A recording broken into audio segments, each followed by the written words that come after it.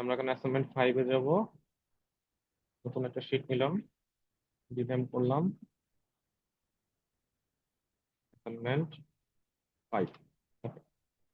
Assignment 5-এ কি আছে? Result sheet.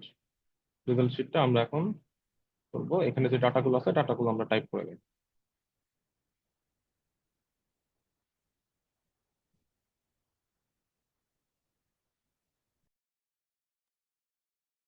আচ্ছা, তাহলে আমাদের ডাটা ছিল শিটে, শিটে টাইপ করছি আমরা। আমরা এটা জুম করে বড় করে নিই, ডাটাগুলোকে একটু বর্ডার দিয়ে দিই। এখানে বলছে হচ্ছে অটোসাম পদ্ধতি ব্যবহার করে টোটাল বের করুন। তো আমরা টোটাল বের করি অটোসাম দিয়ে। এখানে ক্লিক করবেন, ক্লিক করে আমরা অটোসাম পাবো হচ্ছে কোথায়? এইখানে অটোসাম আছে, সাম। সাম দিবেন। এই কি করলাম আরেকবার দেখাই, কেটে দিই। টোটালের ঘরে ক্লিক করে এইখান থেকে আমরা হোম ট্যাবে আছি, হোম ট্যাব থেকে এই যে এখানে একটা সামের সিম্বল আছে, এই সামে ক্লিক করবেন। তাহলে এখানে রোল কে নিয়ে নিচ্ছে না, তাহলে আমাদের রোলকে তো নেওয়া যাবে না, তাহলে একটু আমাদের সিলেক্ট করতে হবে। আমরা এইগুলাকে একটু সিলেক্ট করব। সিলেক্ট করে এইখান থেকে এই সামের সিম্বলে ক্লিক করব। ক্লিক করলে এই যে 228 চলে আসছে, ঠিক আছে। এখন এটাকে আমরা ব্র্যাক করে দেবো। এটা আসছে, এটাকে আপনারা ইগনোর দিয়ে দিবেন, ইগনোর ইরো, তাহলে ইরোটা চলে যাবে। এরপরে বলছে হচ্ছে রেজাল্ট। রেজাল্ট কি কি বলছে? যে কোনো একটি বিষয় 33 কম পেলে ফলাফল এ গ্রেড, 60 বা তার বেশি হলে ফলাফল এ প্লাস, 45 33।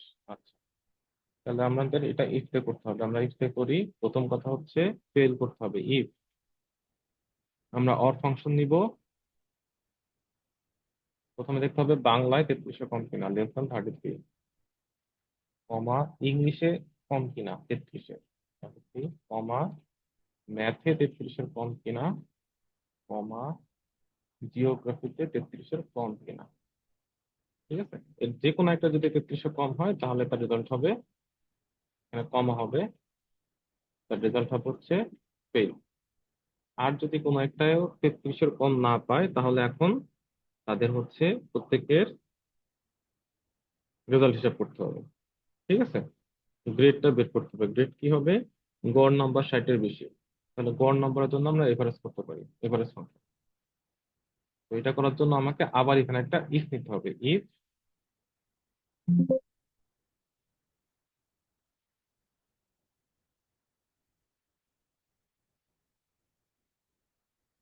ইফ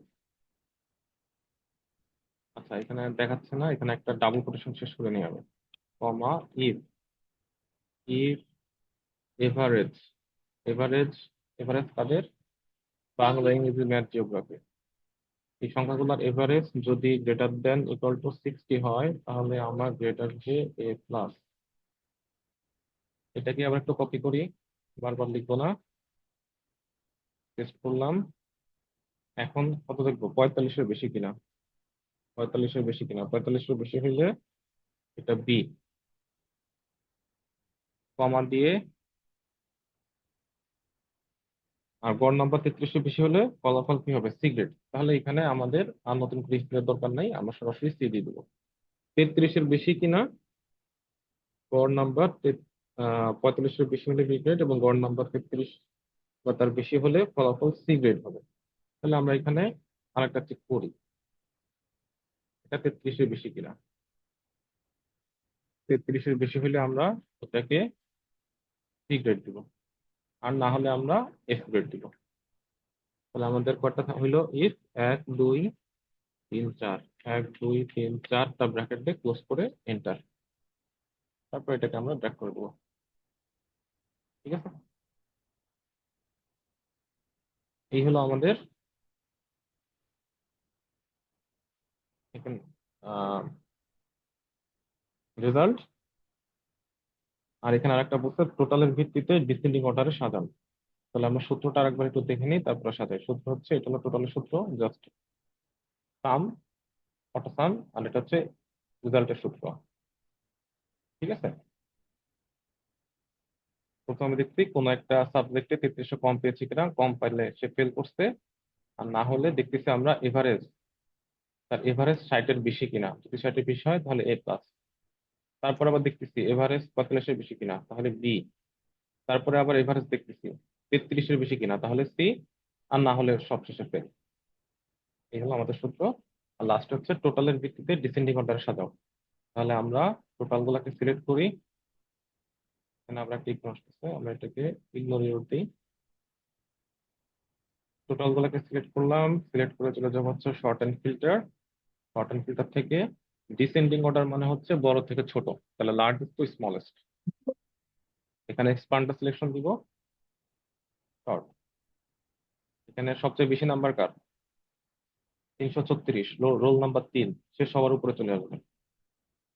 এই যে দেখেন, রোল নাম্বার 3 সবার উপরে চলে আসছে। তাহলে এটা আমাদের, এই যে দেখেন, সর্বোচ্চ মার্ক যে পাইছে সে সবার উপরে, সর্বনিম্ন মার্ক যে সে সবার নিচে। ঠিক আছে, এটা আমরা ইগনোর দিয়ে দিই। এটাকে আমরা ইগনোর দিয়ে দিই।